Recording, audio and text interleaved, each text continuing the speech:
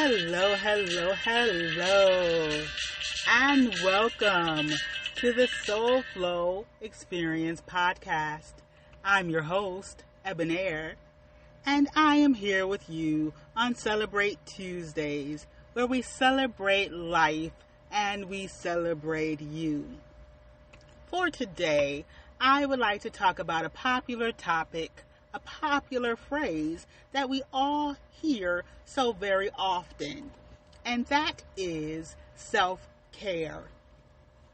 Self-care wasn't always a popular phrase, but lately we hear it being talked about a lot.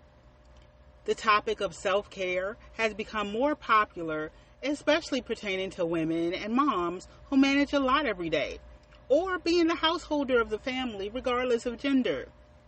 So when talking about self-care, I like to mention that many times when we hear the phrase, we're thinking about taking a walk, a long soak in the bath, going to the spa, getting nails or hair done, shopping, reading, praying, meditating, and many other things.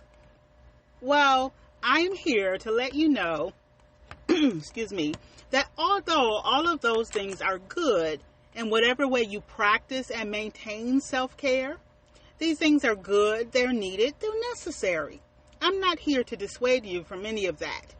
I would just like to provide a little bit of clarity and insight. I don't want us to be confused about the mindset of self-care versus ways that people implement self-care. The things that I mentioned, such as taking a walk, being in nature, reading a book, going to the spa, those things, they are tools, resources, and tasks that we use to practice self-care.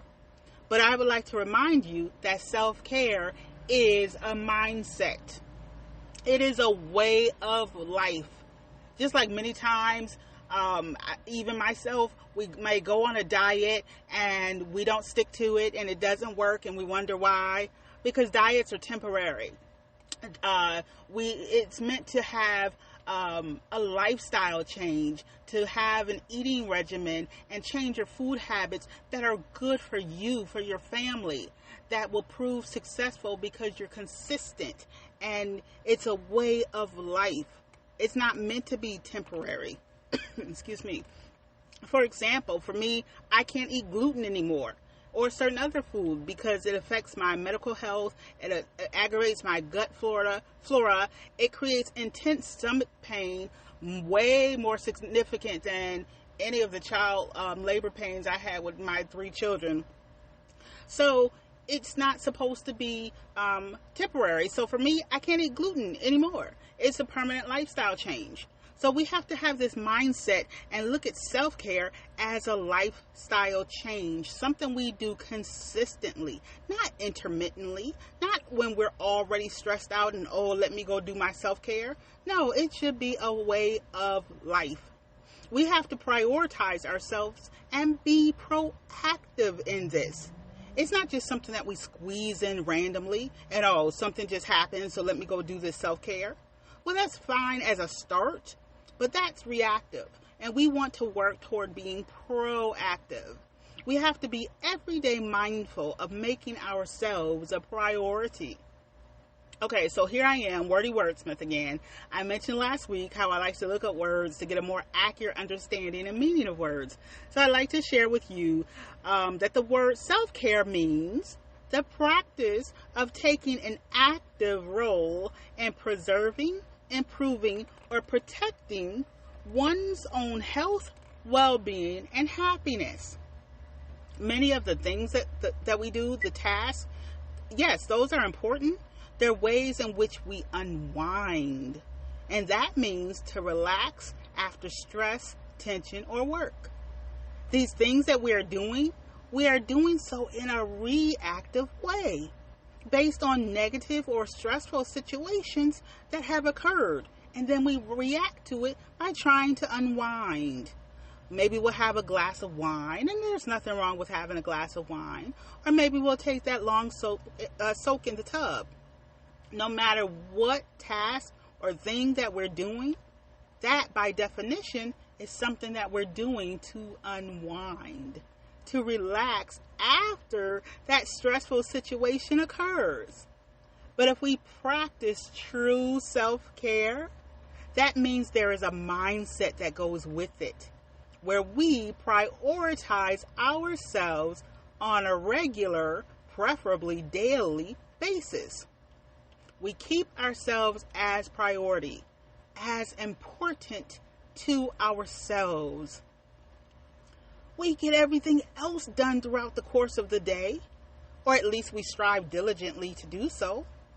How much more should we strive to keep ourselves as important in a proactive and preventive, not necessarily avoidant, way? We can't always avoid every situation, but we can proactively work to place ourselves as important to ourselves, so that when the stress comes, then sure, we can unwind, but it's not, oh my gosh, absolute overwhelm, what are we going to do? Because we have prioritized ourselves as important in a proactive way in our lives. I would like to also leave you with this thought. I am hoping to encourage you to shift your way of thinking. So I'll speak it in regard to myself. If I am only, because I don't want to put anything off on anyone else, but keep this in mind and just think on this thought.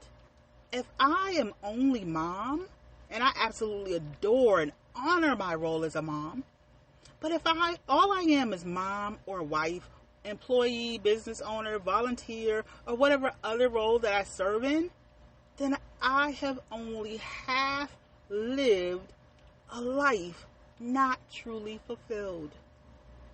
If I do not prioritize myself as important to me, then I am not pleased nor satisfied within. And then how can I best serve and fulfill the roles that I have? I would like to encourage you to open, to broaden your soul's view, and know that there is more to you than just the roles that you serve in. You are important. So make yourself a priority to you and in your life every day, because you are worthy and you are worth it. Namaste. The divine in me sees the divine in you.